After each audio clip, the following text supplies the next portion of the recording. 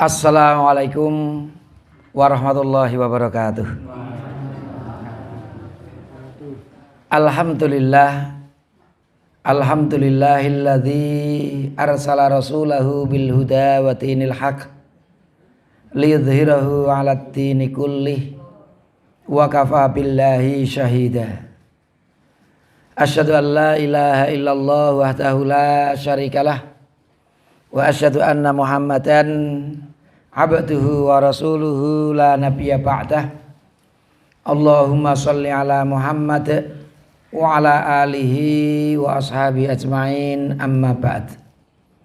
Bapak-bapak, ibu-ibu sekalian yang berbahagia, pertama mari kita selalu panjatkan puji syukur kehadirat Allah Subhanahu wa taala atas segala nikmat yang telah diberikannya kepada kita semua, khususnya nikmat iman dan Islam. Bapak-bapak, ibu-ibu sekalian yang berbahagia, langsung saja kita to the point. Kemarin kita sudah menyelesaikan bab yang ke-96 dari kitab Riyadhus Shalihin. Malam hari ini kita lanjutkan babul istikharati wal musyawarah. Bab terkait dengan istikharah dan musyawarah.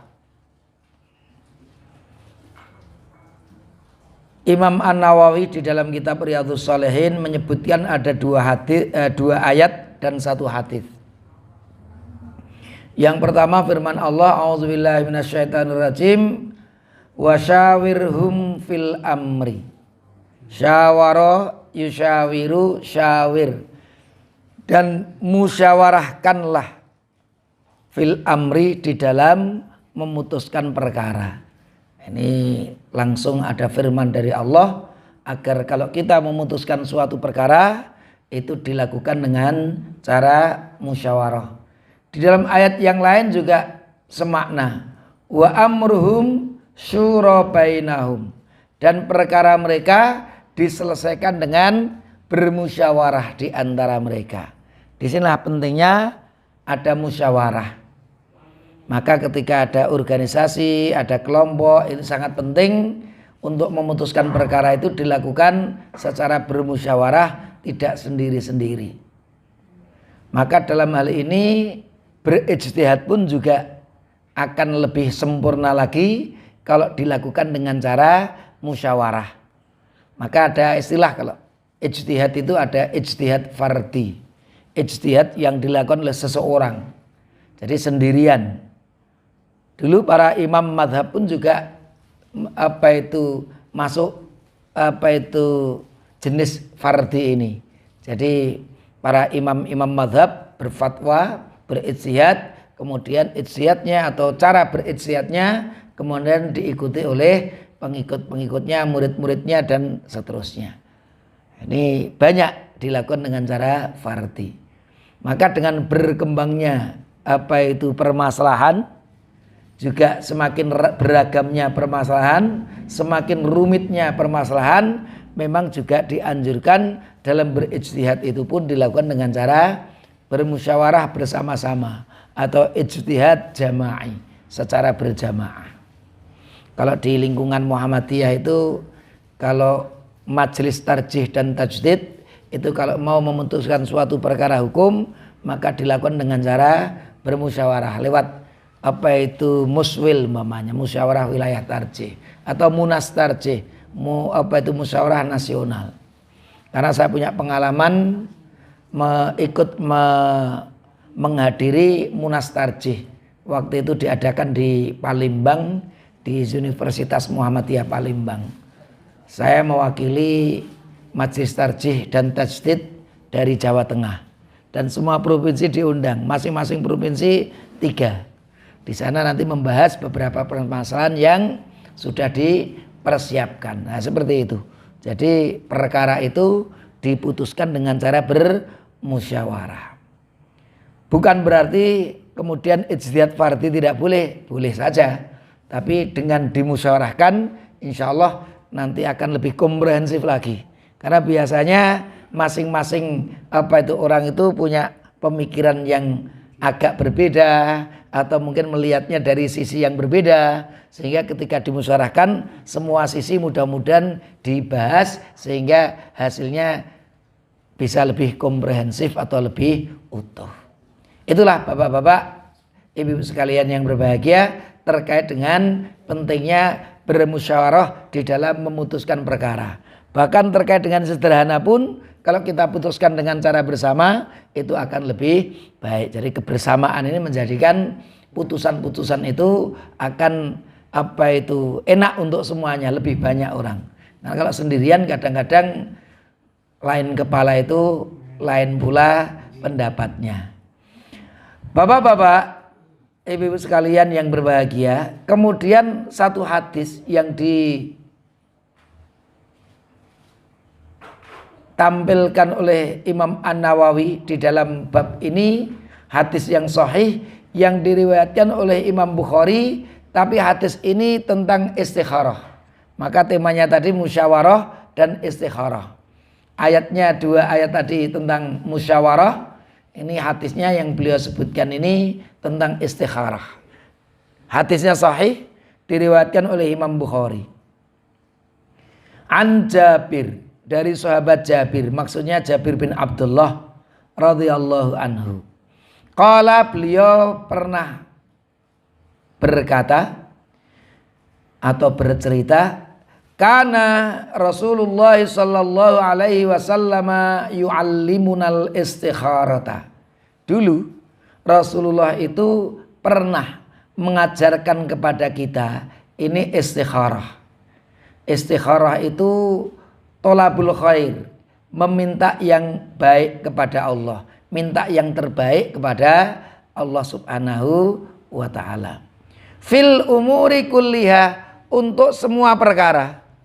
Jadi Rasulullah mengajarkan agar kita beristikharah dalam segala permasalahan.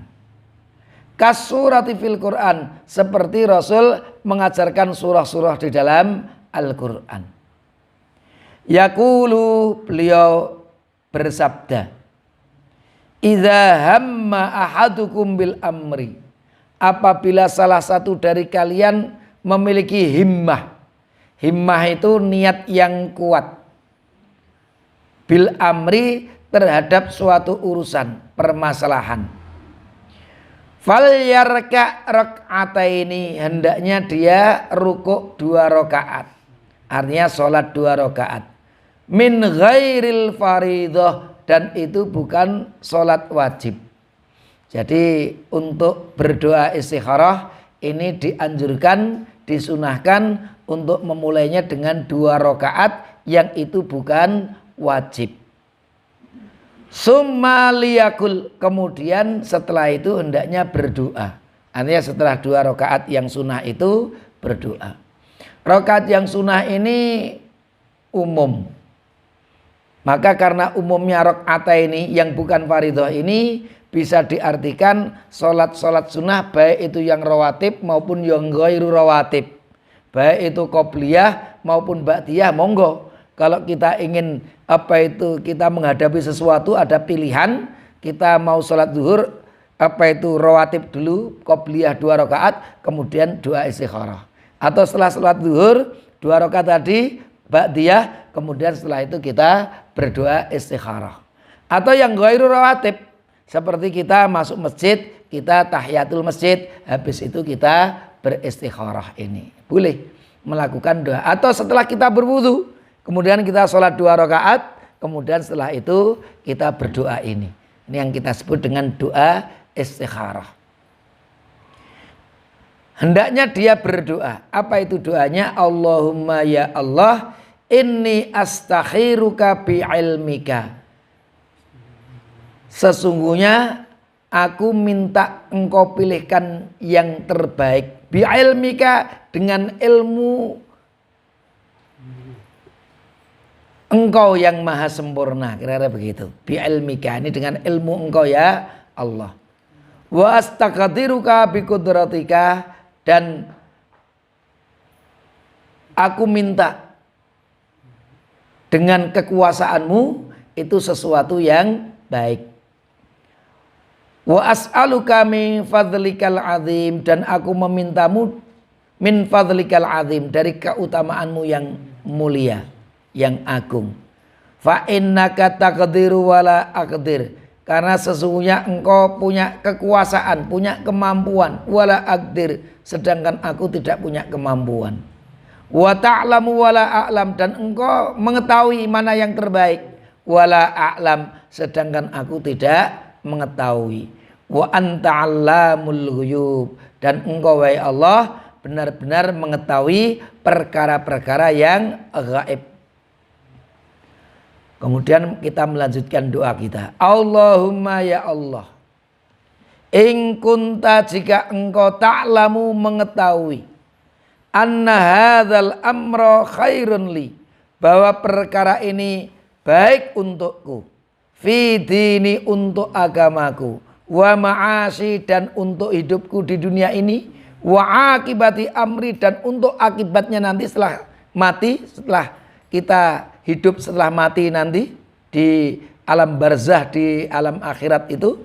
Au qala, kemudian mengucapkan ajili amri wa ajilihi, baik itu urusan yang segera ataupun yang tidak segera.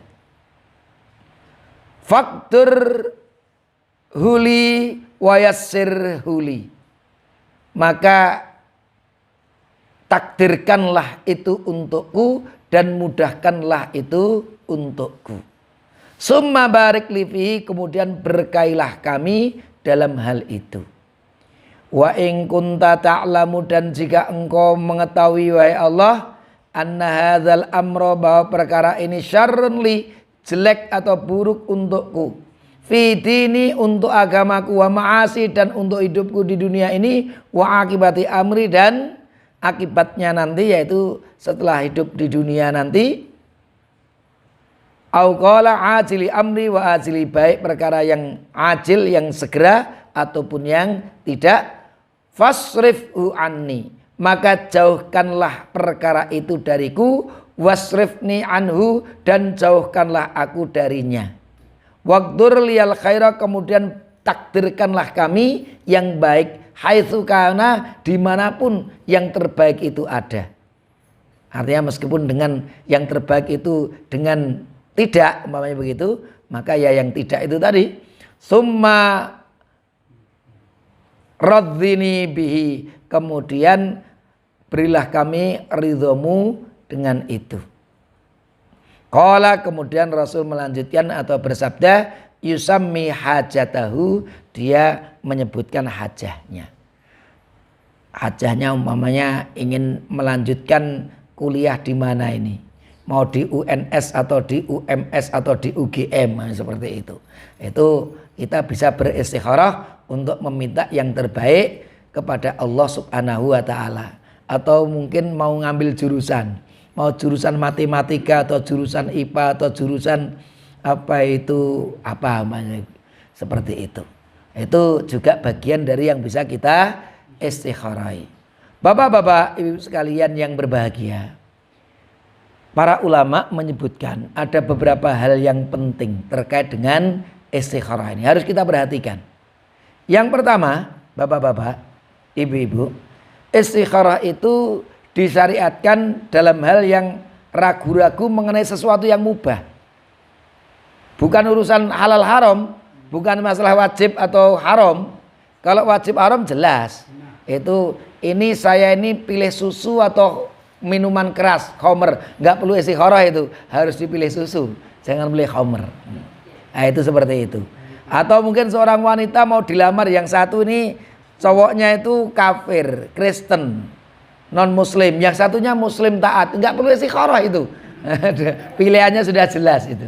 Nah, tapi kalau pilihannya itu sama-sama bolehnya, ini kebetulan calonnya itu podo-podo taatnya, podo-podo gagahnya, podo-podo baiknya, bingung lah, di situ perlu beristikharah.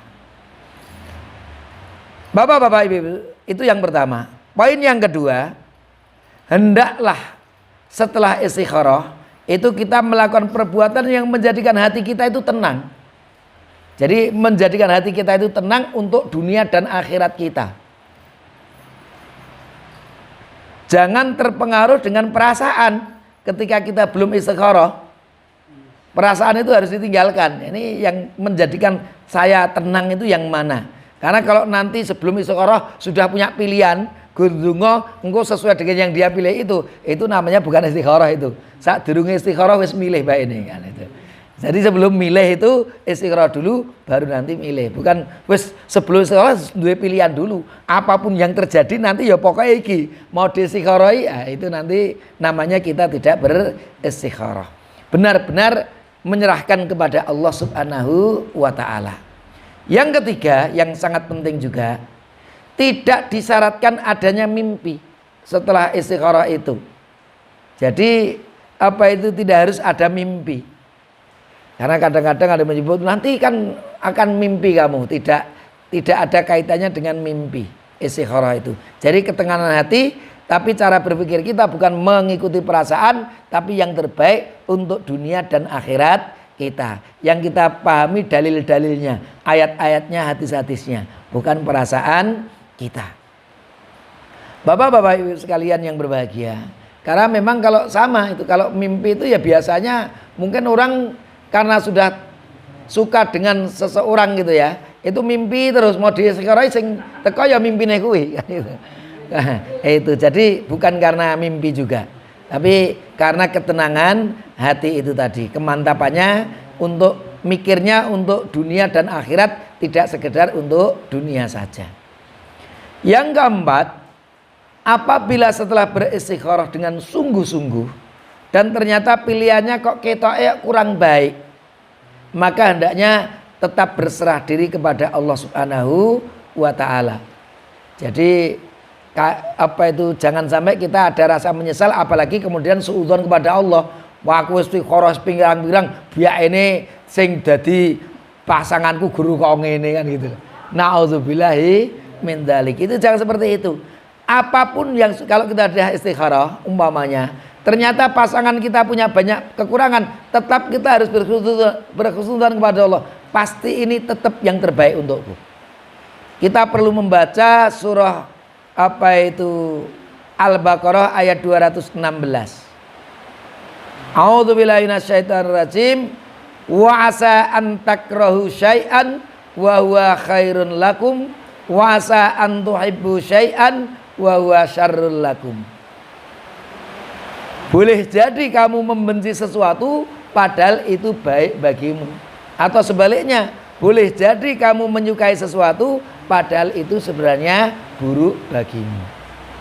Jadi cara-caranya kalau umpamanya beristikharah, kemudian apa itu nyalon gitu ya, kok ternyata ora dadi, itu pasti itu yang terbaik.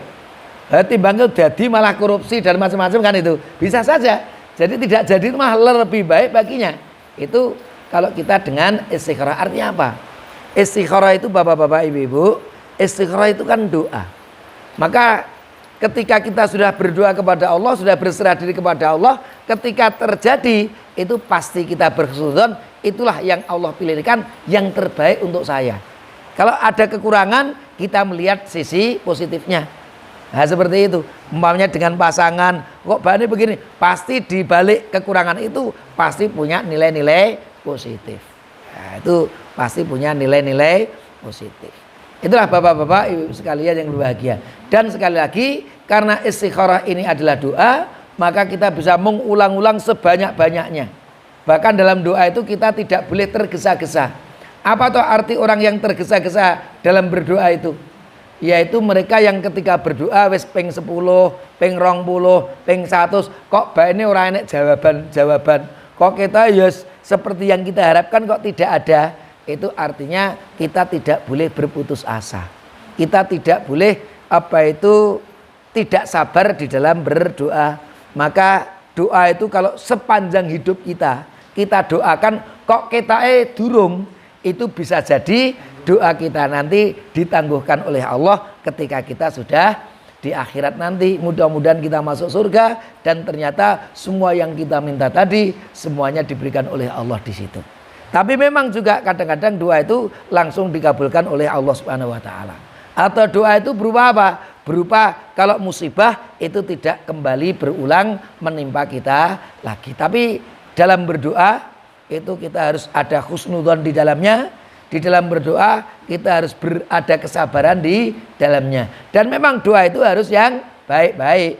Jangan doa untuk memutuskan tali silaturahim dan lain sebagainya. Tidak benar. Jadi doa itu yang baik-baik. Jadi berdoa itu untuk yang baik-baik. Bapak-bapak, ibu sekalian yang berbahagia, itulah kurang lebih 2 tema terkait dengan musyawarah dan istikharah. Itu saja yang mungkin bisa saya sampaikan. Mudah-mudahan ada manfaatnya. Aqulu qouli hadza wa astaghfirullah li wa lakum. Wassalamualaikum warahmatullahi wabarakatuh.